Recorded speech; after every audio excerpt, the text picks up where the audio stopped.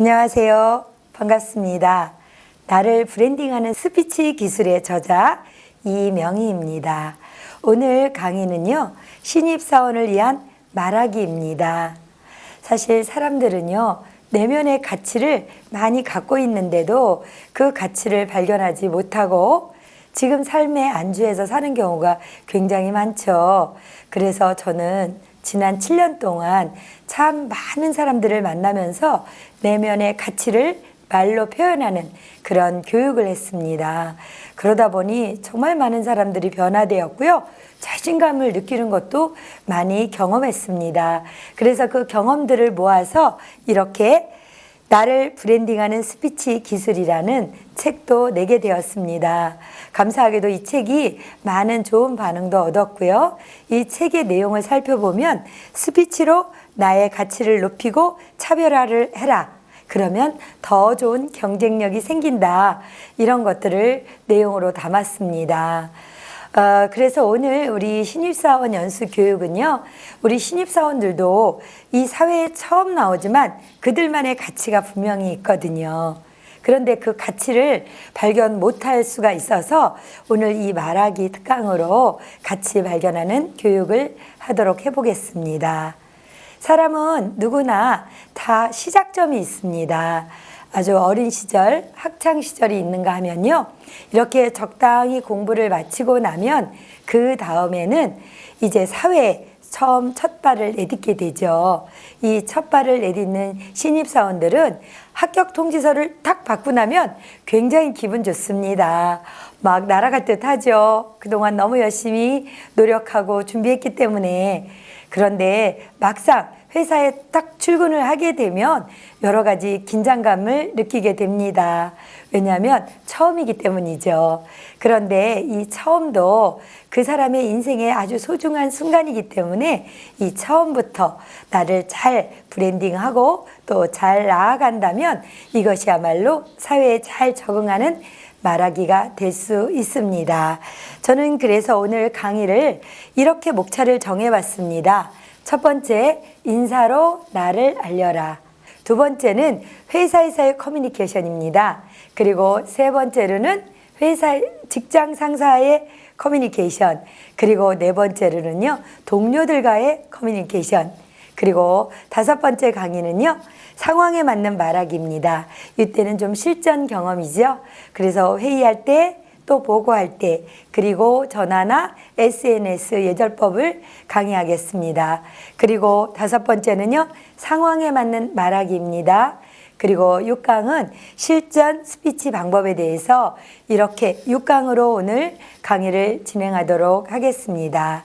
자, 제일 먼저 첫 번째, 인사로 나를 알려라인데요.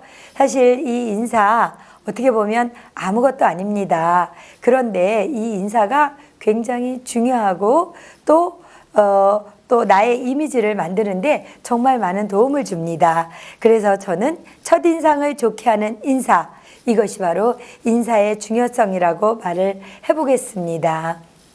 사람은 누구나 처음 출발을 할 때, 만날 때, 그리고 헤어질 때 그 인사가, 예의가 인사인데요. 사실은 이게 그렇게 생각보다 쉽지 않더라고요.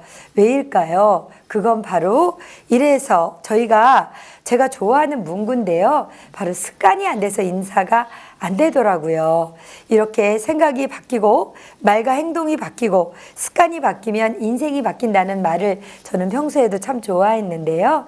이 말은 습관이 그 사람의 인생을 만든다는 뜻이기 때문입니다. 인사가 습관이 안 되면 이게 아주 간단하고 쉬운 것 같은데요. 이게 참 쉽지 않습니다. 그러니 우리 인사 습관 한번 만들어 보는 것 필요하겠죠. 자, 인사는 올바른 인사 방법을 한번 챙겨 볼 건데요. 사실 저 같은 기성세대들만 하더라도 인사는요, 굉장히 고개를 숙이고 반듯하게 하는 것이 기본의 인사법이었습니다. 그런데 요즘은요, 이렇게 인사를 잘 안 하고요. 이렇게 입으로만 인사하는 경우가 종종 있더라고요.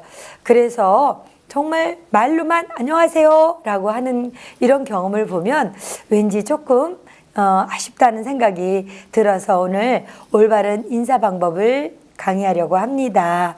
올바른 인사 방법은요, 한번 예를 들어 보겠습니다. 예를 들면 직장에 출근했습니다. 그런데 상사분이 먼저 와 있을 경우가 있죠. 이럴 때 우리는 안녕하십니까 하고 그냥 지나가면서 하는데요. 이럴 때 제 생각은 잠깐 눈이 마주치면 멈추고요. 그 자리에서 고개 숙여 경쾌한 목소리로 안녕하십니까, 좋은 아침입니다, 이렇게 인사를 한다면 훨씬 더 예의도 바라 보이고 좋을 것 같습니다. 그냥 걸어가는 상태에서 인사하는 것은 조금 아쉬운 마음이 들어 짚어봅니다. 두 번째로는요, 제가 먼저 출근해 있을 때죠. 먼저 출근해서 업무 점검을 하고 있는데 상사분이나 또 선배가 들어올 때는요, 제자리에서 살짝 일어나는 것 좋습니다. 일어난 상태에서 안녕하십니까, 좋은 아침입니다, 이렇게 인사를 한다면 이것이 올바른 예절 방법이고 또 인사 방법도 될 수 있다고 생각합니다. 또한 인사의 내용을 한번 살펴보면요, 우리는 신입사원들은 처음 회사에 입사를 하면 참 마음이 바쁩니다.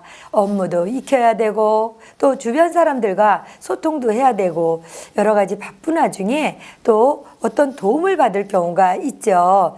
이럴 때도 이 도움받은 인사를 표현하는 것이 아주 좋습니다. 아주 간단합니다. 이렇게 감사합니다, 고맙습니다, 수고하셨습니다, 덕분입니다. 아주 간단한데요. 이런 인사를 타이밍에 맞게 또 잘 챙긴다면 이것이야말로 좋은 인사법이 될 수 있습니다. 그런데 우리가 직장 생활을 하다 보면 특히 이 새내기 때는요, 실수를 할 경우 많습니다. 그러면 상사가 좀 불러다가 지시를 내리거나 실수를 지적할 경우가 있는데요.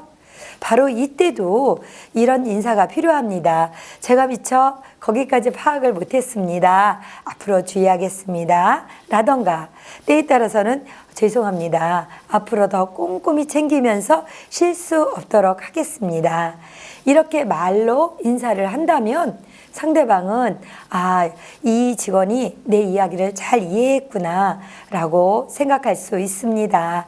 그러니 적절한 인사를 실수했을 때도 활용하면 아주 좋습니다. 그런데 가끔 보면요, 이런 직원들이 있습니다. 네네네, 알겠습니다, 이렇게 조금 굽실거리는 태도로 실수를 이렇게 인정하는 경우가 있는데요. 이럴 때는 조금 상대방이 이 친구가 진짜 이 실수를 안 건가? 아니면 상황만 모면하려고 하는 건 아닌가? 이런 느낌을 줄 수 있어요. 그러니 너무 지나치게 이렇게 내일을 많이 하고 또 굽실거리는 태도, 이런 것들은 좀 지양하는 것이 좋겠습니다.